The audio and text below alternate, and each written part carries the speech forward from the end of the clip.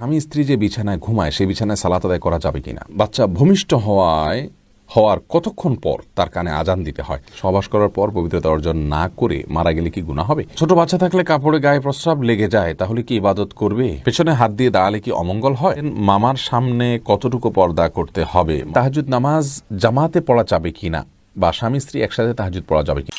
বিপ্লব GM আপনি জানতে চেয়েছেন বাচ্চা ভূমিষ্ঠ হওয়ার কতক্ষণ পর তার কানে আজান দিতে হয়। আসলে কানে আজান দেওয়ার বিষয়টি একটা হলো যে খুব বেশি শক্তিশালী হাদিস দ্বারা প্রমাণিত নয়। শেখ আব্দুল আজিজ বিন আব্দুল্লাহ বিন বাজ রাহিমাহুল্লাহ, সৌদি আরবের সাবেক গ্র্যান্ড মুফতি, তিনি বলেছেন বাচ্চা ভূমিষ্ঠ হওয়ার পরে তার কানে যে আজান একামত দেওয়ার কথা হাদিসে বর্ণিত হয়েছে, সেই হাদিসগুলো বেশ কয়েকটা হাদিস সেগুলো দাইফ, কিন্তু দাইফ হলো ফজিলতের বিষয় এবং অনেকগুলো হাদিসে বর্ণিত রয়েছে, মোটামুটি আমল করা যায়। তিনি এটাকে অনুমোদন করেছেন, অর্থাৎ আমল যোগ্য বলেছেন। যাই হোক, কিন্তু হাদিসে এটার কোনো নির্দিষ্ট সময়সীমা বলে দেওয়া হয়নি যে এত ঘন্টার ভিতরে এত সময়ের ভিতরে দিয়ে ফেলতে হবে। তবে হ্যাঁ, ভূমিষ্ঠ হওয়ার পরে যত দ্রুত সম্ভব বাচ্চাকে পরিষ্কার করা বলতে তাকে গোসল করাতে হবে এমন কোনো বাধ্যবাধকতা নেই। মোটামুটি তার শরীরে কোনো ময়লা থাকলে সেটাকে মুছে নিয়ে বাস যত দ্রুততম সময় এই আজান দেওয়া সম্ভব সেটি ব্যবস্থা নিতে হবে। দিলরুবা মেহেরুন প্রধান আপনি জানতে চেয়েছেন সহবাস করার পর পবিত্রতা অর্জন না করে মারা গেলে কি গুনাহ হবে। এই প্রশ্নের উত্তর কোথাও পাচ্ছি না। বন্দিলরুবা, সহবাস করার পর পবিত্রতা অর্জন না করে মারা গেলে গুনাহ হবে এমন কোনো কথা কোরআন হাদিসের কোথাও বলা হয়নি। তবে হ্যাঁ, সহবাস করার পর তিনি যদি দেরি করেন, বিলম্ব করেন গোসল করতে, এদিকে তার ফরজ গোসল এর ওয়াক্ত বিলম্ব হয়ে যায়, তাহলে সেটি ভিন্ন কথা।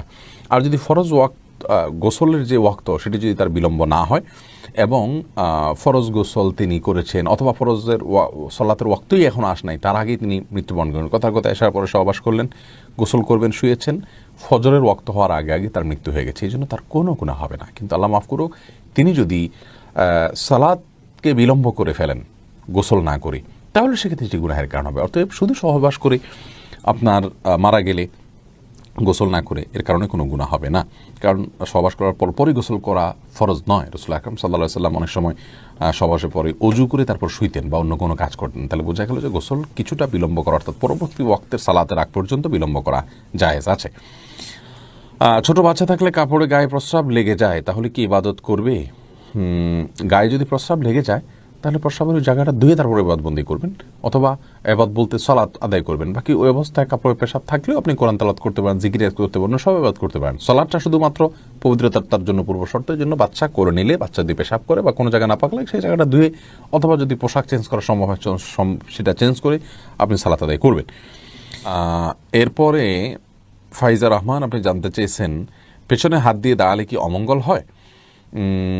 দেখুন, পেছনে হাত দিয়ে যদি দাঁড়ান তাহলে সেক্ষেত্রে কোনো অমঙ্গল হবে না। এটা একটা বদধারণা মানুষের, যে পেছনে এভাবে পিছমোড়া করে হাত দিয়ে দাঁড়ালে তার ক্ষতি হয়। তবে হ্যাঁ, জাহান্নামীদেরকে আল্লাহ রাব্বুল আলামিন বিশেষ কিছু তাদের বিবরণ উল্লেখ করেছেন, তাদের শাস্তির বিবরণ করেছেন, তার মধ্যে থেকে তাদের পেছনে হাত থাকবে এবং হাঁটু গেড়ে থাকবে। অতএব ওই দৃষ্টিকোণ থেকে আপনি যদি নিয়মিত এটি করেন সেটা প্রশংসনীয় নয়, কিন্তু কখনো পেছনে হাত মোড়া বাঁধলেই যে তার ক্ষতি হয়ে যাবে এমন কোনো কথা কোন হাদিসে বলা হয়নি। বাকি জাহান্নামীদের যে আকৃতির কথা আসছে, তাদেরকে যে পরিস্থিতির কথা আসছে, তাদের যে অবস্থার কথা কোন হাদিসে বর্ণিত হয়েছে, সেরকম অবস্থায় আমরা নিজেরা নিজেকে রাখবো না, সেটা উত্তম এবং উচিত। মেফতাহুল জান্নাহ কৃপা জানতে চেয়েছেন মামার সামনে কতটুকু পর্দা করতে হবে। মামার সামনে পর্দার জন্য বিশেষ কোনো পর্দার জন্য আপনার বিশেষ কোনো সীমানা নির্ধারণ করা নেই। তবে হ্যাঁ, মামার সামনে আপনি একজন মাহরাম, আপনার বাবার সামনে যতটুকু আপনি খোলা রাখতে পারবেন, মামার সামনে ঠিক ততটুকু খোলা রাখতে পারবেন, যেহেতু মামা তিনি একজন মাহরাম। বাবা যেরকম মাহরাম, ভাই যেরকম মাহরাম, মামাও সেরকম মাহরাম। এক্ষেত্রে আপনি মুখমণ্ডল, হাত, পা এগুলো খোলা থাকতে পারে, এমনকি আপনার মাথার চুল মামার সামনে খোলা থাকলেও গুনাহ হবে না, গলা ইত্যাদি এগুলো খোলা রাখতে গুনাহ হবে না। আপনার একান্ত যে অঙ্গগুলো স্বামী ছাড়া অন্য কারোর সামনে প্রদর্শনযোগ্য নয়, সেই অঙ্গগুলোকে আপনি মাহরামদের সামনে প্রকাশ করতে পারবেন না। বাকি শরীরের স্বাভাবিক অবস্থায় আপনি তাদের সাথে সাক্ষাৎ করতে পারবেন এবং দেখা করতে পারবেন। তবে ফিতনার এই যুগে যথাসম্ভব খোলামেলা পোশাক না পরা, যেমন শাড়ি পরলে বেশিরভাগ ক্ষেত্রে পেট, পিঠ ইত্যাদি এগুলো অনেক সময় খালি মুক্ত থাকে, বুকের বড় অংশও মুক্ত থাকে, পিঠের বড় অংশও মুক্ত থাকে, এগুলো মাহরামদের সামনেও মুক্ত রাখা উচিত নয়, কারণ ভয়াবহ ফিতনার যুগ, এবং ফিতনার সমূহ সম্ভাবনা এই যুগে যতদিন যাচ্ছে ততই বেড়েই চলেছে। আর পর্দার উদ্দেশ্যই কিন্তু সেটিকে নিয়ন্ত্রণ করা, বিধায় সে বিষয়টা আমাদের খেয়াল রাখা উচিত। অলিউল্লাহ, আপনি জানতে চেয়েছেন তাহাজ্জুদ নামাজ জামাতে পড়া যাবে কিনা, বা স্বামী স্ত্রী একসাথে তাহাজ্জুদ পড়া যাবে কিনা। জামাতে তাহাজ্জুদ পড়া যেতে পারে কালে ভদ্রে, কখনো নিয়মিত রমজানের বাইরে তাহাজ্জুদের জামাত করাকে অনেক ওলামায়ে কেরাম মাকরু বলেছেন, যেহেতু রাসূল করিম সাল্লাল্লাহু আলাইহি সাল্লাম বা সাহাবায়ে কেরাম রমাদানের বাইরে কখনো তাহাজ্জুদের সালাতের জন্য জামাত প্রতিষ্ঠা করেছেন এমনটি দেখা যায় না। অতএব মাঝে মধ্যে এটি হতে পারে, কোনো অসুবিধা নেই, স্বামী স্ত্রী করতে পারেন। এরপরে মাহমুদা নূর, আপনি জানতে চেয়েছেন স্বামী স্ত্রী যে বিছানায় ঘুমায় সেই বিছানায় সালাত আদায় করা যাবে কিনা। কোনো অসুবিধা নেই বোন মাহমুদা, আপনি যে বিছানায় শয়ন করছেন সেই বিছানা যদি পবিত্র থাকে, সেখানে কোনো নাপাক না লাগে, আপনি সেখানে সালাত আদায় করতে পারেন, কোনো অসুবিধা নেই।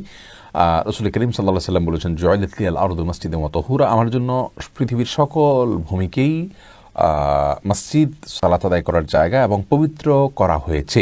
নির্দিষ্ট কিছু জায়গা যেমন উটের বাথান, কবরস্থান, এগুলোতে সালাত আদায় করা নিষিদ্ধ। বাকি আপনার বিছানায়, শোয়ার বিছানা আপনি অবশ্যই সালাত আদায় করতে পারেন, কোনো অসুবিধা নেই। তবে হ্যাঁ, সেখানে কোনো নাপাক থাকে, তার নাপাকের উপরে অন্য কোনো কিছু বিছিয়ে অথবা নাপাকের অংশটাকে ধুয়ে পরিষ্কার করে পাক করে তারপর আপনি সেখানে সালাত আদায় করতে পারেন, কোনো অসুবিধা নেই। তবে মনে রাখতে হবে, বিছানা অনেক সময় খুব নরম বিছানা যদি হয়, সেখানে রুকু এবং সিজদা করতে গেলে শরীরের ব্যালেন্স ঠিক থাকে না, সালাতের ভিতরে যে ধীরস্থিরতার সাথে দাঁড়ানো সেটা হয় না, তারপরে যে আপনার সিজদা করতে গেলে দেখা যায় মাথা ডেবে যায়, অর্থাৎ সালাতের যে স্বাভাবিকত্ব সেটা থাকে না। এরকম যদি এত নরম বিছানা যদি হয়, তাহলে সেখানে সালাত আদায় করাটা উচিত হবে না, মাকরুহ হবে, কিন্তু তারপরে সালাত হয়ে যাবে।